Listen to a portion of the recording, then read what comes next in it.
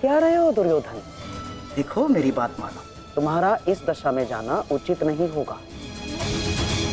ठीक है मामाश्री।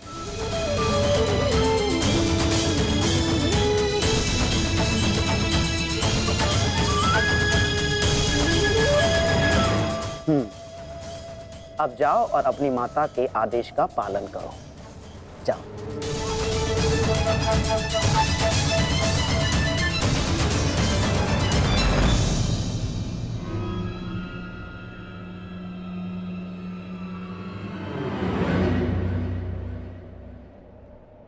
कहां से आ रहे हैं युवराज? तुम यहाँ क्या कर रहे हो वासुदेव? और इससे तुम्हें क्या कि मैं कहां से आ रहा हूं? मेरा कुछ नहीं युवराज, परंतु जब आपकी माता ने अपने समक्ष आपको नग्न अवस्था में आने का आदेश दिया है, तो फिर आप ये पहनकर क्यों जा रहे हैं? उस अवस्था में जाइए जिस अवस्था में आपको आपकी माता ने बुलाया है।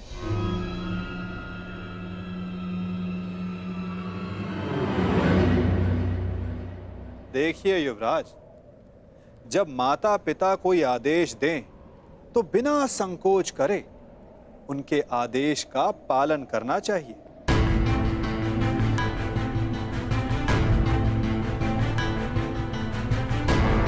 किंतु तुम्हें माता के आदेश के बारे में किसने बताया? नहीं, तुम छलिए हो। तुम फिर से अवश्य मुझे किसी छल में बांधना चाहते हो। मेरी माता के सामने मुझे लज्जित करवाना चाहते हो। नहीं वासुदेव, नहीं, मैं अब तुम्हारे किसी भी छल में नहीं आने वाला। चले जाओ यहां से। मैं तुम जैसे छलिए की एक बात नहीं मानूंगा।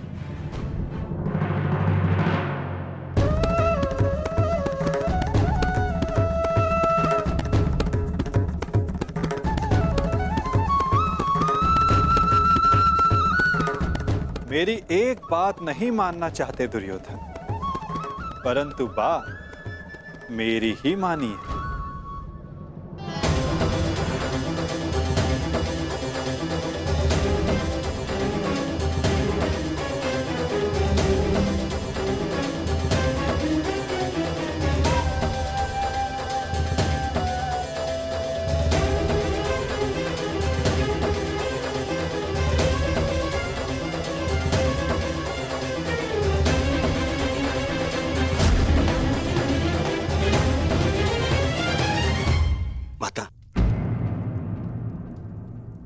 मैं आपके आदेश अनुसार गंगा स्नान करके आ गया माता।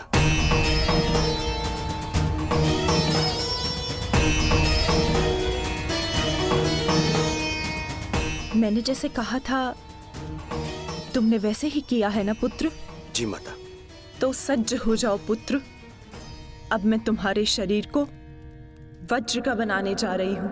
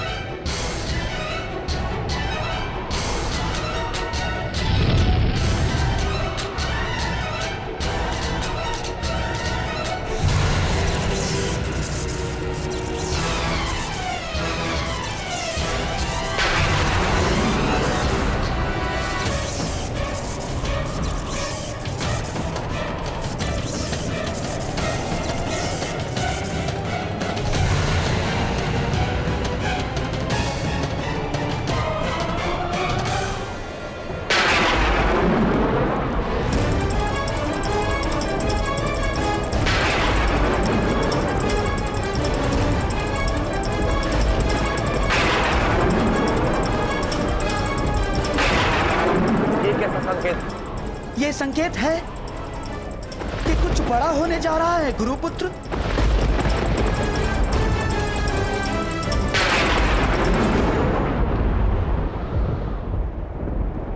ये सब क्या हो रहा है आर्य? आपके गांडीव से ये स्वर कैसा? ये स्वर गांडीव की प्रत्यंचा का नहीं है पांचाली, मेघ गर्जन का है। परंतु कुछ समय पहले तक आकाश में ऐसा कोई संकेत नहीं था। मुझे भी समझ नहीं आ रहा है। जैसे आकाश में वज्र खड़क रहा हो और प्रतीत होता है कि इंद्रदेव की दृष्टि टेढ़ी हो गई है।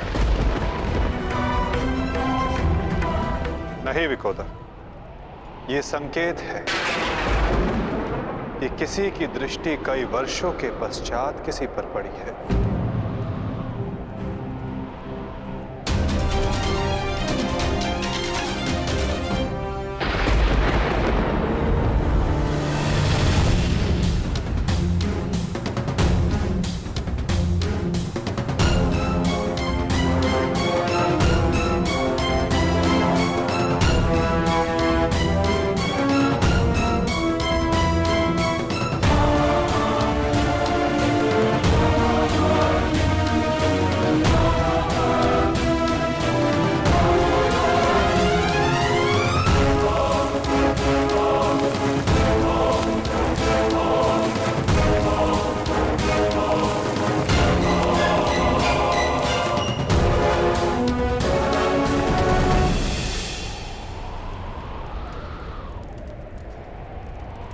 मेरा मंतव्य पूर्ण हुआ पुत्र। अब कोई तुम्हारा वध नहीं कर पाएगा। महादेव के आशीर्वाद और मेरे तप के प्रभाव से तुम्हारा संपूर्ण शरीर वज्र का हो गया है, जिसे क्षति पहुंचाना असंभव है।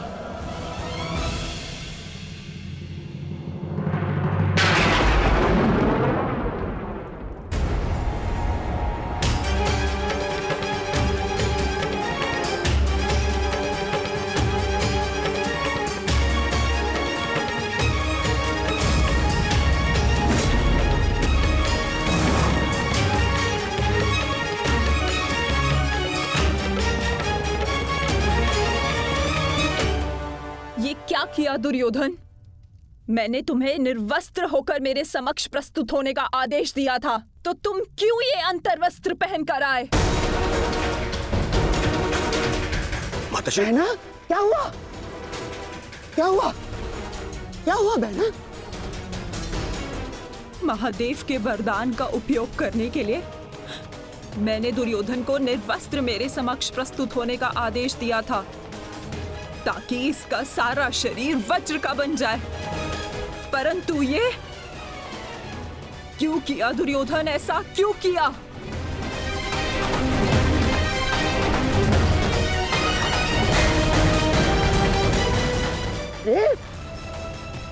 तुम कभी कभी बुद्धि का भी प्रयोग कर लिया करो।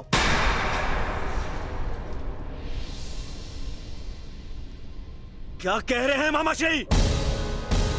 आप ही ने तो मुझसे कहा था कि माता के समक्ष पूर्णतः निर्वस्त्र होकर नहीं जाना चाहिए। आप ही ने कहा था। मैंने कहा? मूर्ख हो गए हो तुम। मैं कब मिला तुमसे? और ये सब कुछ मैंने नहीं कहा है तुमसे। नहीं, यदि आप मुझसे नहीं मिले तो वो कौन था?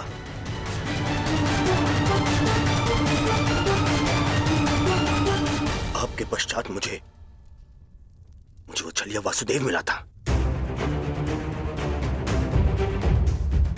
वो छलिया कृष्ण।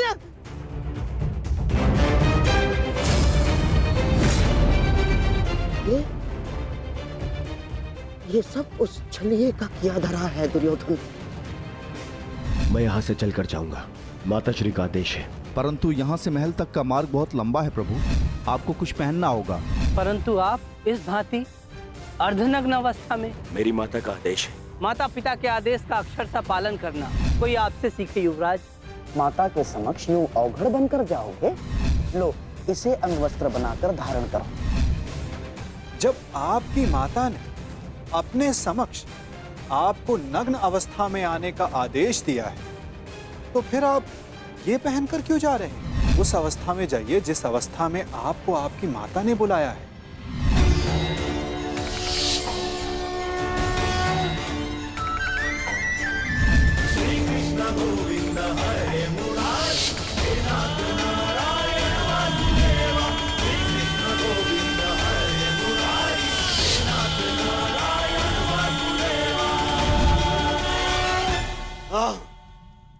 ये सब उसी के कारण हुआ है। मैं उसे नहीं छोड़ूंगा, मैं उसे जीवित नहीं छोड़ूंगा, जीवित नहीं छोड़ूंगा मैं उसे। बहना, बहना, मुझे ऐसा लगता है कि अभी भी समय शेष है। एक बार मेरे होने वाले सम्राट को पुनः देख लो। दुर्योधन, उतारो तुम्हारी ये अंतर्वस्त्र, उतारो। अरे तुम समझ सकते।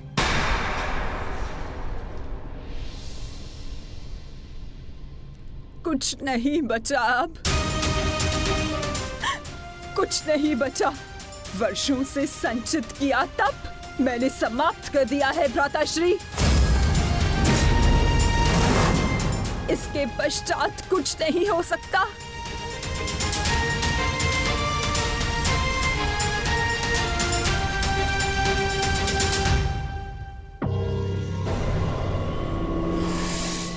माता, मुझे क्षमा कर दीजिए, परंतु जितना आपने दिया वो पर्याप्त है माता। मेरे मित्र का प्रतिशोध लेने के लिए, उन पांडवों का अंत करने के लिए इतना भी पर्याप्त है माता। कमर से ऊपर सब कुछ वज्र का बन गया है माता, और नियम अनुसार भीम कमर से नीचे गदावार नहीं कर सकता।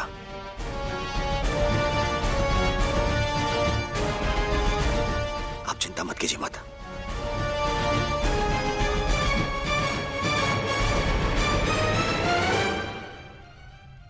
मुझे मेरे युद्ध के लिए सज्ज होना है। मुझे आज्ञा दीजिए माता। मैं वचन देता हूं कि मैं आपके इस आशीर्वाद को व्यर्थ नहीं जाने दूंगा। प्रणिपात माता। विजयी भव पुत्र, अवश्य ही तुम्हारी विजय हो।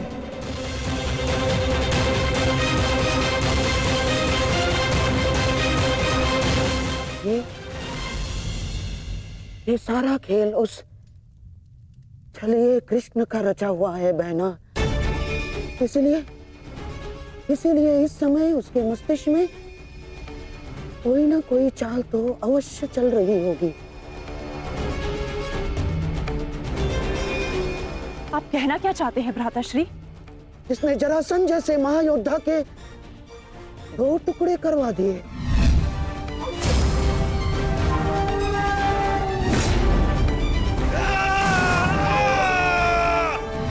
जिसने महामहिम भीष्म को उस शिखंडी का सहारा लेकर शरशैया पर लिटवा दिया,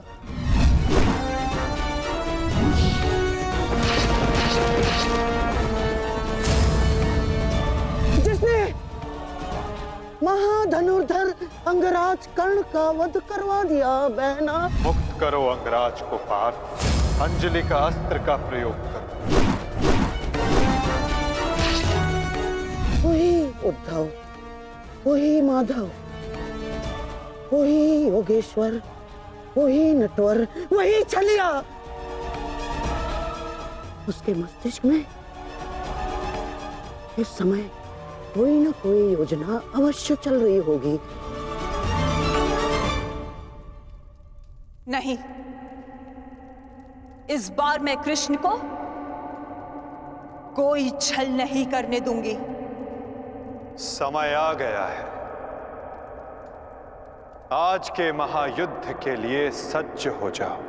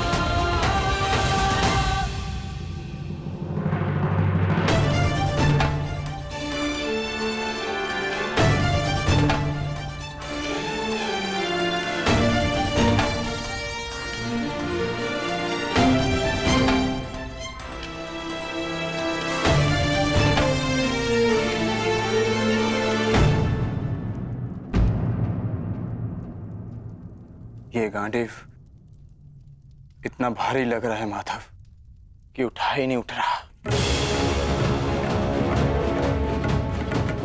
हाँ माधव, ज्येष्ठ की मृत्यु के पश्चात शस्त्र भारी हो गए हैं।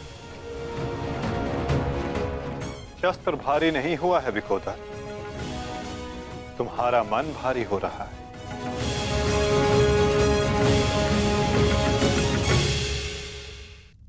शस्त्र भारी नहीं हुआ है विकोदर, तुम्हारा मन भारी हो रहा है।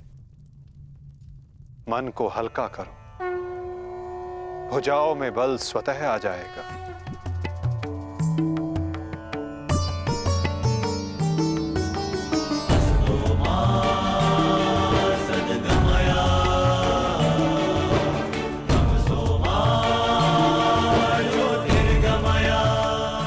तुम सब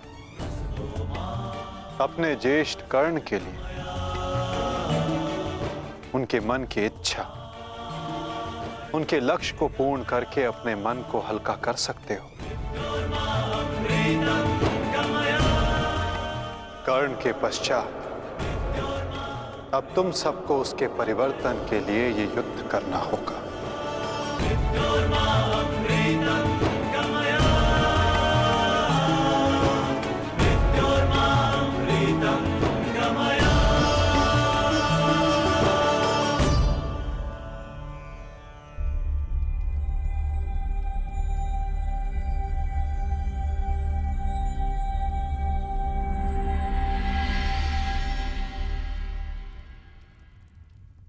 तुम्हारे ज्येष्ठ कर्ण का लक्ष्य उचित था, किंतु मार्ग अनुचित था,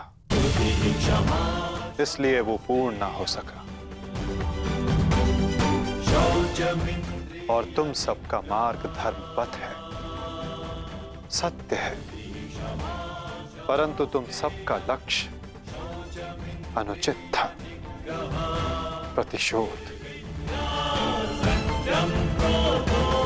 अब उचित मार्ग पे चलकर उचित लक्ष्य के लिए युद्ध करो, परिवर्तन के लिए युद्ध करो, और यही तुम्हारे ज्येष्ठ कर्ण के लिए सत्य में उचित श्रद्धांजलि होगी।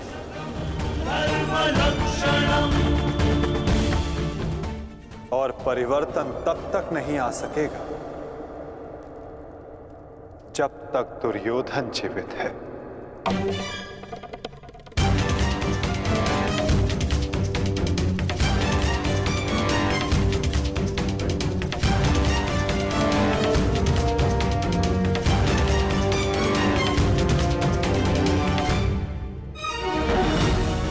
कर्ण के पश्चात अब भी युद्ध भूमि में कुछ अपने हैं जो तुम सब के विरुद्ध खड़े होंगे।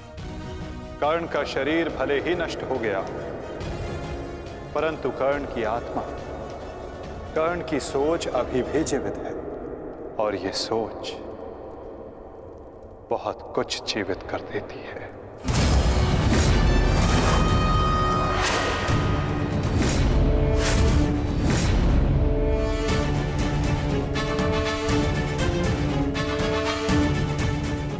युद्ध का 18वां दिन।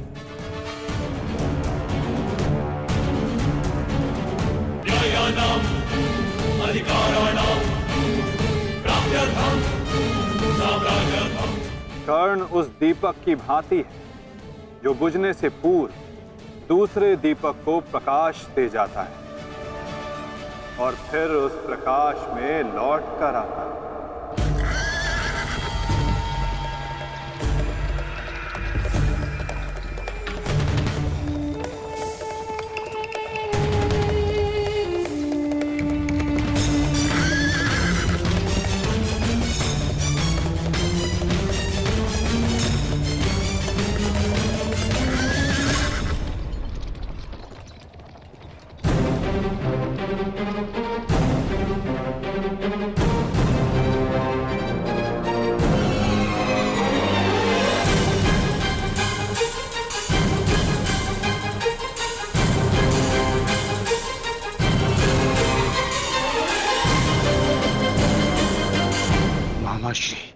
शैल्य, कहा था ना पार्थ, इस युद्ध में कुछ और अपने होंगे जो तुम्हारे विरुद्ध खड़े होंगे।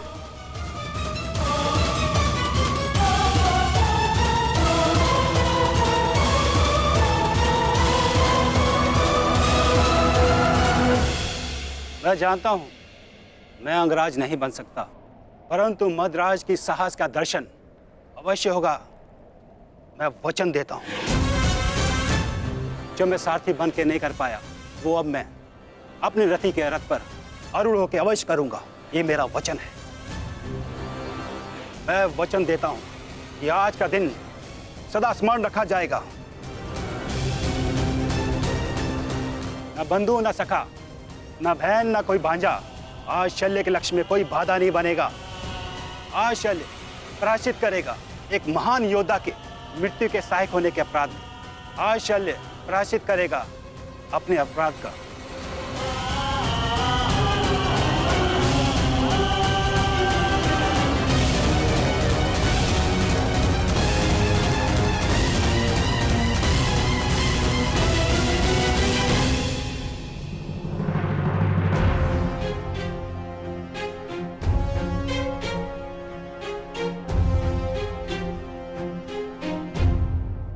यदि ऐसा है तो आज साथ मिलकर लड़ेंगे शैल्य। आओ मेरे साथ मिलकर मेरे मित्र का प्रतिशोध लो। सर सेनापति शैल्य। सेनापति शल्य की, सेनापति शल्य की, सेनापति शल्य की।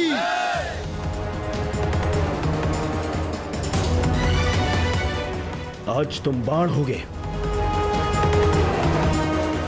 और मैं ढाल।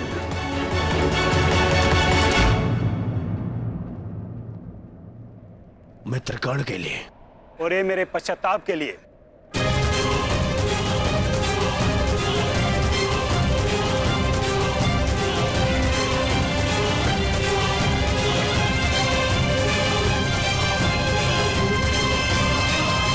आक्रमण! आक्रमण!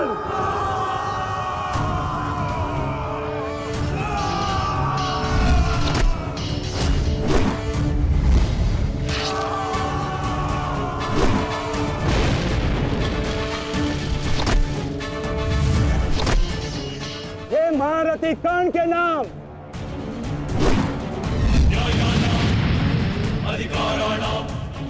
ये मित्र कर्ण के लिए।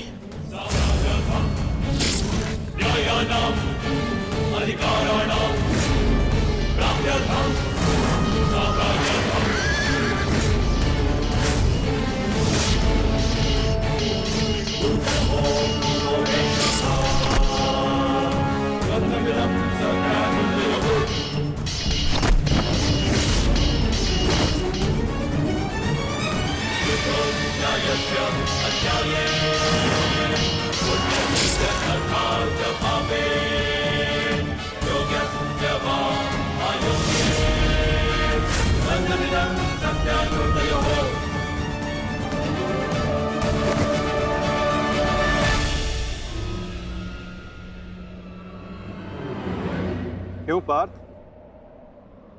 क्या कर पाओगे मद्रराज शैल्य के बल का सामना? रथ को मदर राज और दुर्योधन की ओर ले चलिए माधव।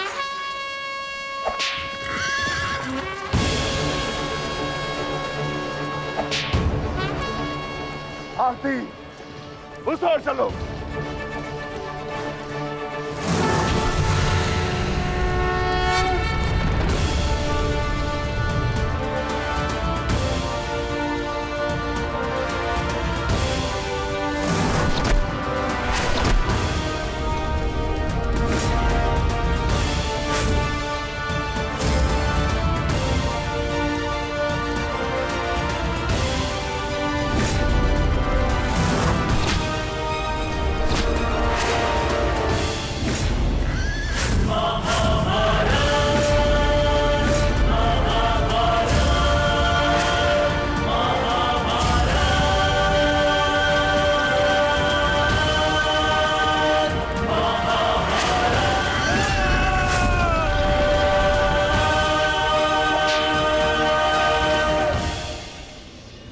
शत्रु पे प्रहार करने से पूर्व उसका बल और कौशल दोनों आंख लेना चाहिए, मूर्ख।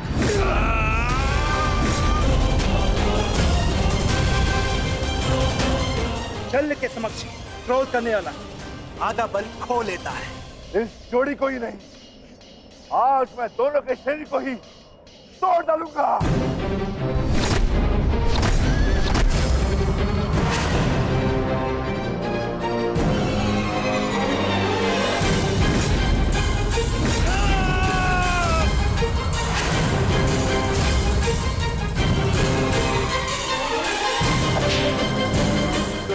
निर्बल को हराकर कोई महायोद्धा नहीं हो जाता है मामा श्री शल्य। यदि साहस है तो मुझसे द्वंद्व कीजिए। भांजा कुछ मांगे तो मामा को दे देना चाहिए, ये उसका कर्तव्य है। और लाड भी जैसे तुम्हारी इच्छा अर्जुन।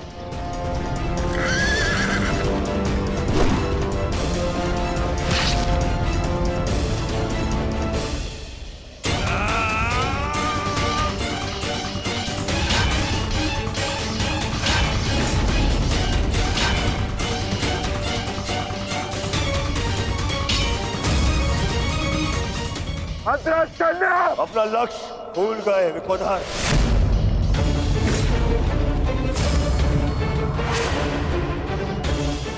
मेरे 99 भाइयों के पश्चात मैं तो हूं तुम्हारा लक्ष्य। यार की जब मृत्यु आती है ना तो वो गांव की ओर भागता है। तुम्हें तुम्हारा अंत क्या खींचना है दुर्योधन?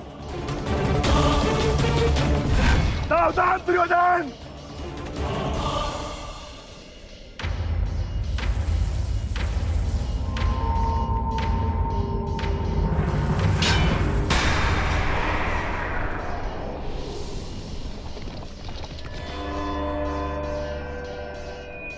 ठीक कहा तुमने, कर लो, अपनी प्रतिज्ञा पूर्ण कर लो। मेरे मस्तक को तोड़ दो, दाहर करो मुझ पर विकोधर।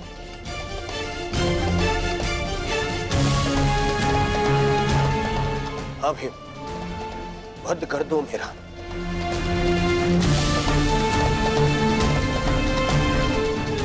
कर लो, अपनी प्रतिज्ञा पूर्ण कर लो।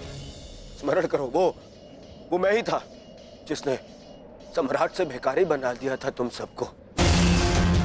स्मरण करो, वो मैं ही था जिसने 12 वर्ष के वनवास में भेज दिया था तुम सबको। वो अज्ञातवास स्मरण करो, वो भी मैं ही था। स्मरण करो, द्रौपदी का वस्त्रहरण, वो भी मैं ही था। और अभिमन्यु का वध, वो भी स्मरण करो, वो भी मैं ही था। मार दो मुझे, अपना प्रतिकार लो, मुझे मार दो। ऐसे भी मेरे 99 भाई और मेरे मित्र के चले जाने के पश्चात अब जीने की इच्छा शेष नहीं है। मार दो, आओ भीम, वध करो मेरा, मार दो।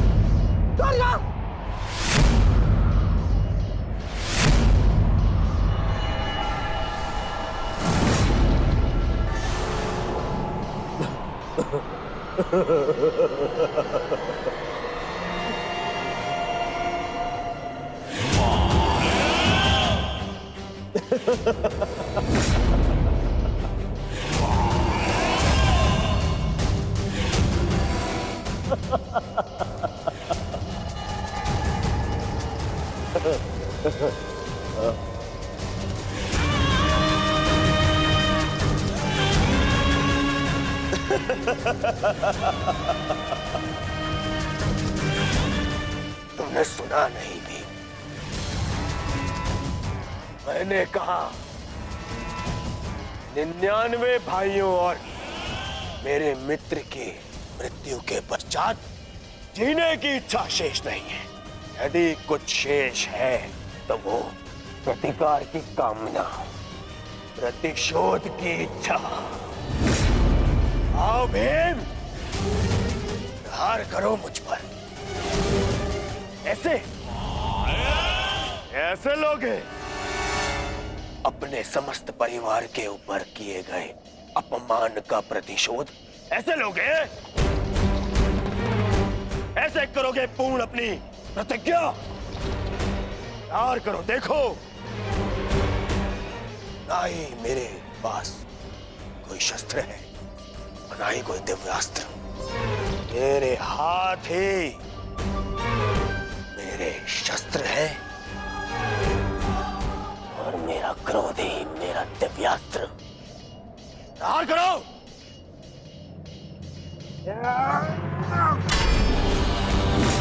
ऐसे नहीं भीम।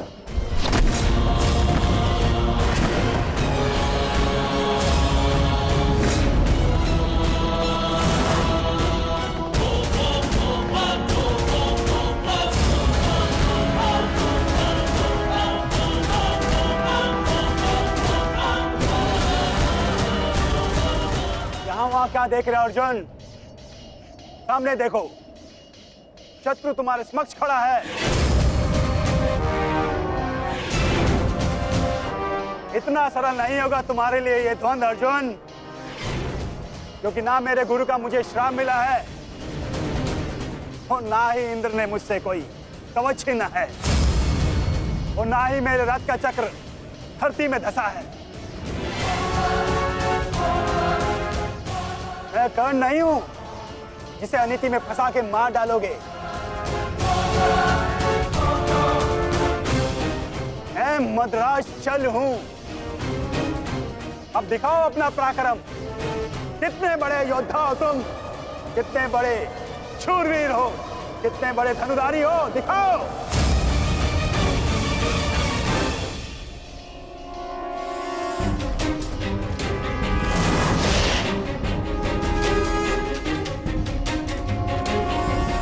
स्मरण रखना पार्थ, कभी कभी क्रोध को अस्त्र बना लेना चाहिए। तुम क्रोध में मत उलझो पार्थ, केवल अपने युद्ध पर अपना ध्यान केंद्रित रखो।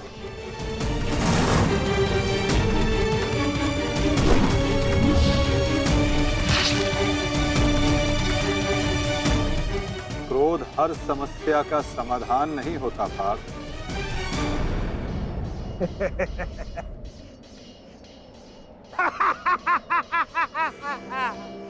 लगता है आचार्य द्रोण ने तुम्हें अधूरी शिक्षा दी है अर्जुन।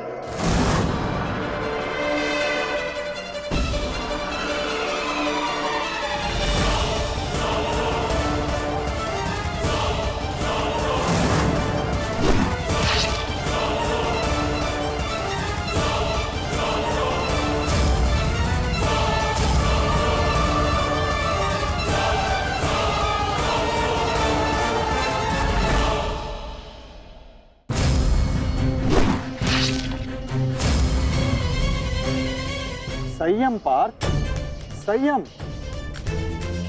अधीनता और क्रोध मद्रराज का तोड़ नहीं है पार्थ।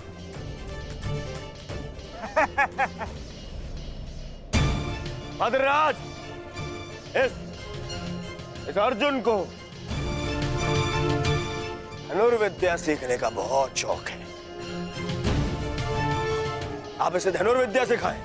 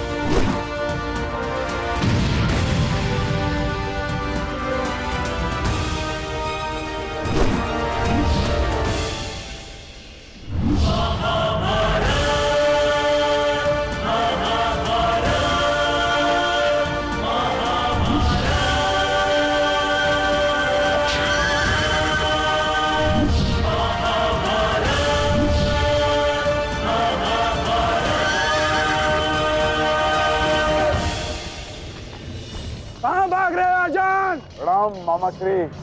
क्या सारा लाज अर्जुन पर उड़ेल दोगे? नहीं भांजे भीम, तुम्हारे लिए भी बहुत शेष है। बहुत दिन हुए मल युद्ध किए। आओ।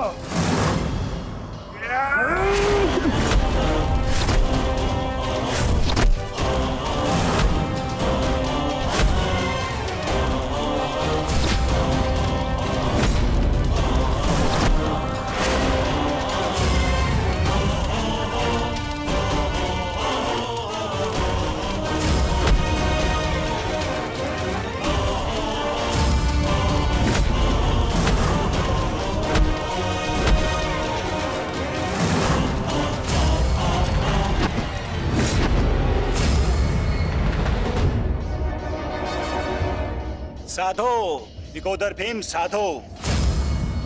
अद्भुत बल है तुम्हारे भीतर, किंतु तुम्हें लगता नहीं कि तुमने देर कर दी। यदि ये बल उस भरी सभा में दिखाया होता तो भरी सभा में द्रौपदी का पान होने से तुमने बचा लिया होता भीम। अरे जब फसल ही जल गई तो वर्षा का क्या लाभ? अरे संसार के इतिहास में तुम्हारा नाम एक कायर के रूप में लिखा जा चुका है भीम, जो अपनी पत्नी का वस्त्र हरण होते हुए देखता रहा। वस्त्र हरण। नहीं, ऐसा तो नहीं, तुम स्वयं उस पल का आनंद ले रहे थे।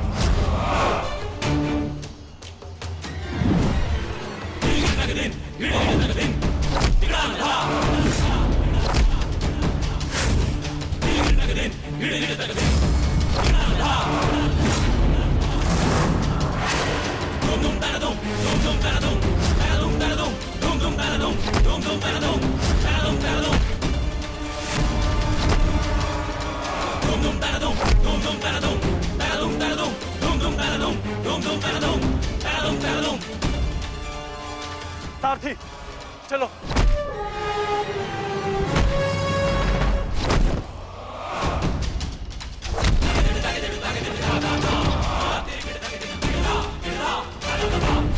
विश्वास नहीं होता मामा श्री कि आप हमारे शत्रु के साथ मिलकर हमें ही परास्त करने पे तुले हैं।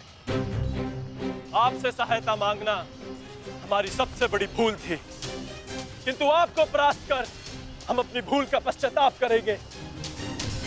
आइए मामा श्री, हमसे द्वंद्व कीजिए। जिसे कल मेरे महारथी ने छोड़ दिया था, मैं उन्हें मारना नहीं चाहता। जाओ, लौट जाओ। कर्ण ने तुम्हें क्षमा किया था, इसलिए मैं भी तुम्हें एक और अवसर देता हूं। जाओ, लौट जाओ। अपनी ही बहन के अंश को नहीं मारना चाहता, इसलिए लौट जाओ। कहीं ऐसा तो नहीं कि आपको हमसे भय लग रहा हो मामा श्री? है शल्य को भय।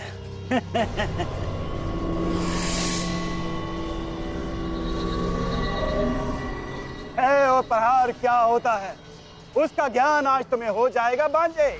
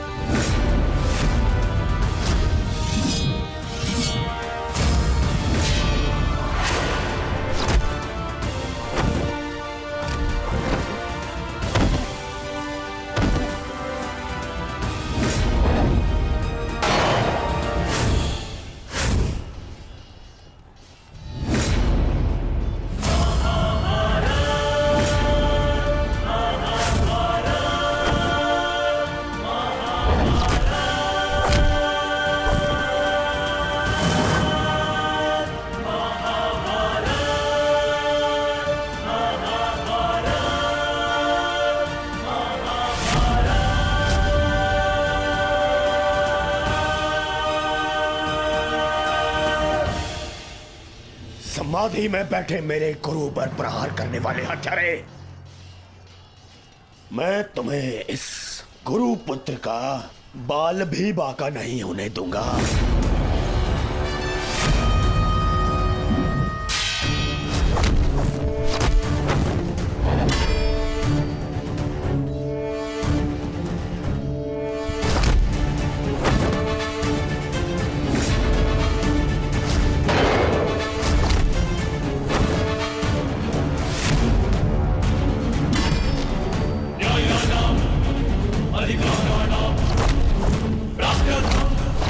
सावधान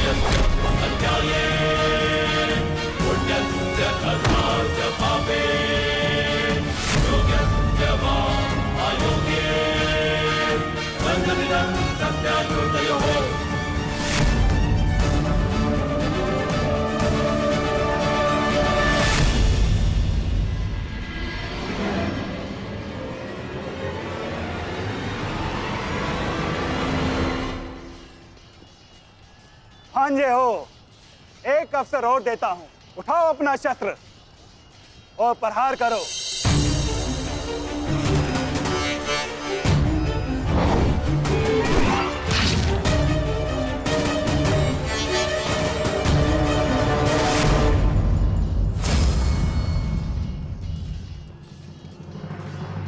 क्या हुआ? कोई पांडव सेना में ऐसा वीर नहीं है जो मेरा सामना कर सके? या तो मुझसे युद्ध करो, अन्यथा अपनी पराजय स्वीकार करो। ये सब क्या हो रहा है माता? मदरराज अचानक से इतने शक्तिशाली कैसे हो गए? क्या उन्हें परास्त करने का कोई उपाय नहीं? किसी भी शक्ति का तोड़ ढूंढने से पूर्व उस शक्ति को समझना अनिवार्य है पार्थ। है कोई मेरे समक्ष जो मुझसे युद्ध कर सके? मद्रराज की शक्ति उनके शत्रु के क्रोध में है पार्थ। उन्हें केवल वही परास्त कर सकता है जो अपने क्रोध को अपना अस्त्र बना सके, या वो जिसे अपने क्रोध पर पूर्ण नियंत्रण हो, जैसे कि अंगराज कर्ण ने किया था पार्थ। अपने क्रोध को अपना अस्त्र बनाकर उन्होंने शैल्य को पराजित किया था।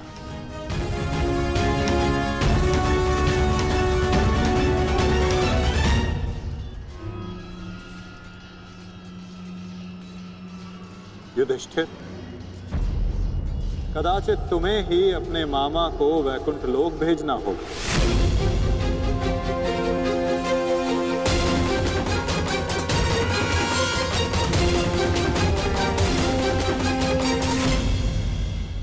कदाचित तुम्हें ही अपने मामा को वैकुंठ लोक भेजना होगा।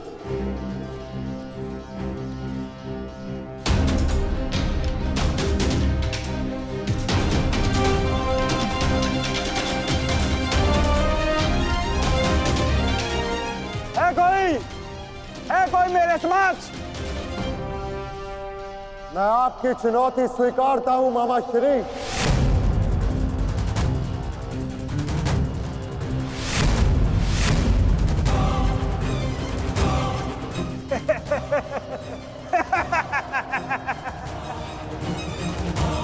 जब अर्जुन का गांडीव, भीम की गदा मेरा कुछ बिगाड़ नहीं सकी, मेरे भांजों को भी मेरे समक्ष घुटने टेकने पड़े, तो तुम किस अस्त्र की सहायता से मुझे परास्त करोगे युधिष्ठिर? हो, कहीं तुम चौसर के खेल की चुनौती देने तो नहीं आए युधिष्ठिर? ओ, मैं तो भूल गया था, तुम जीत के लिए अस्त्र नहीं उठाते, अपने परिवार को दांव पे लगाते हो, दांव पर।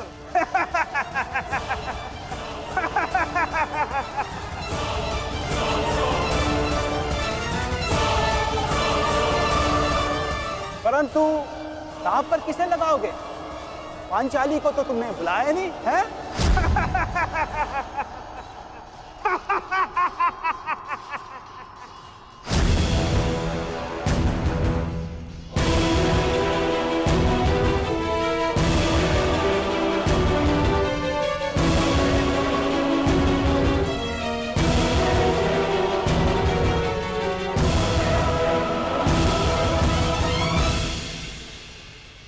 तो बताओ युधिष्ठिर, मेरे साथ चौसर खेलोगे या है तुम्हारे पास कोई अस्त्र मेरा सामना करने के लिए?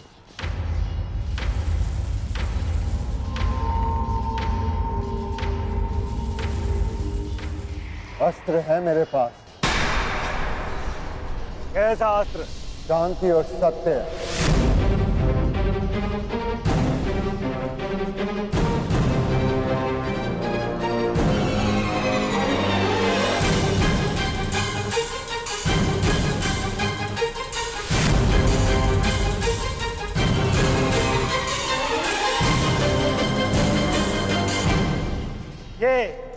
ये समस्त विनाश तुम्हारे कारण हुआ है। ये महाभारत तुम्हारी एक भूल के कारण हुआ है।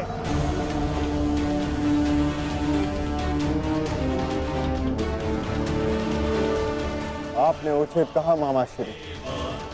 ये समस्त महाभारत मेरे उस भूल के कारण हो रही है।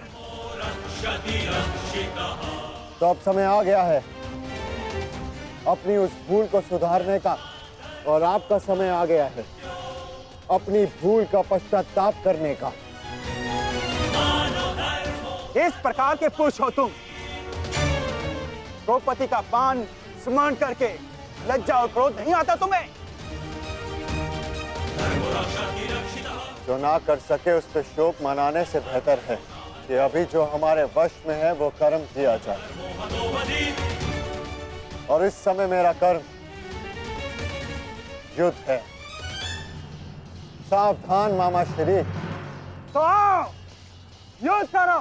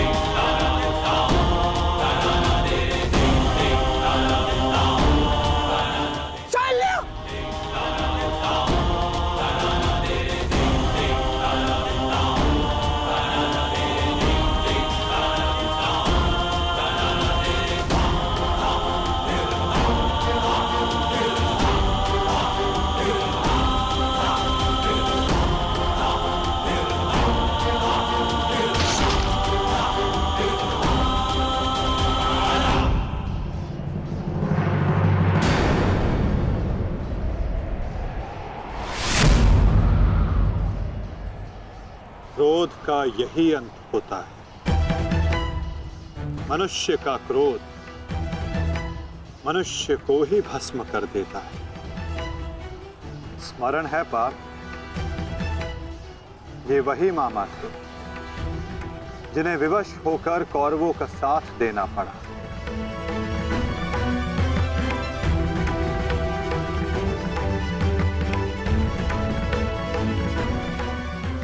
परंतु अभी भी एक मामा शेष हैं पाप,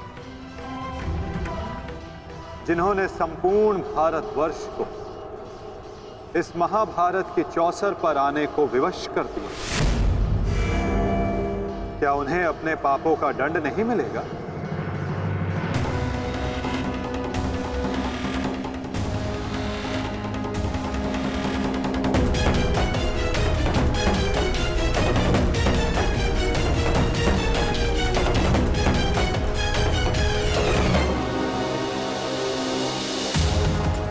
अवश्य माता। गांधार राज को दंड अवश्य मिलेगा।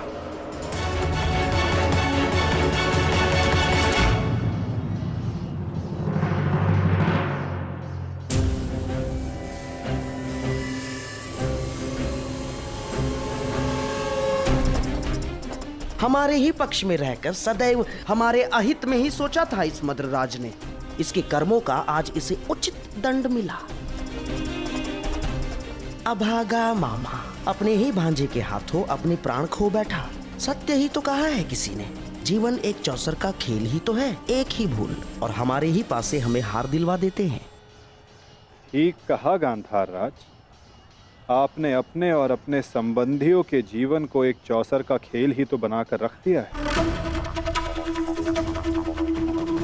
आपकी कुटिल नीति के कारण आज एक भाई दूसरे भाई के लहू का प्यासा हो गया है। आज संपूर्ण भारतवर्ष इस महाभारत के रण क्षेत्र में आ सिमटा है। इसका दंड तो आपको अवश्य मिलेगा गांधार राज। समय आ गया है कि आपके श्वासों के पास आप ही के जीवन का दाव उलटते हैं।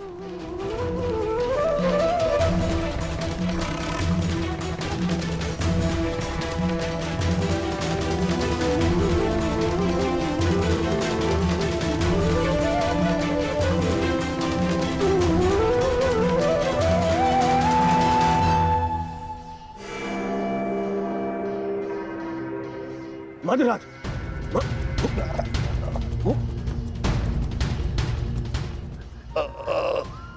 मद्रराज, देवको, जाओ सहायता लेकर आओ, जाओ।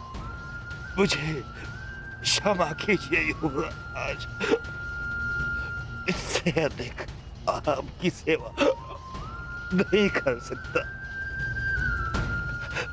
मेरा अंतिम समय आ गया है। नहीं मद्रराज, नहीं। आपका साहस और आपकी शक्तियां बहुत प्रशंसनीय है।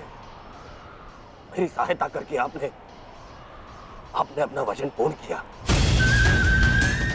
मैं दुर्योधन ये घोषणा करता हूं कि आपने अपना कर्तव्य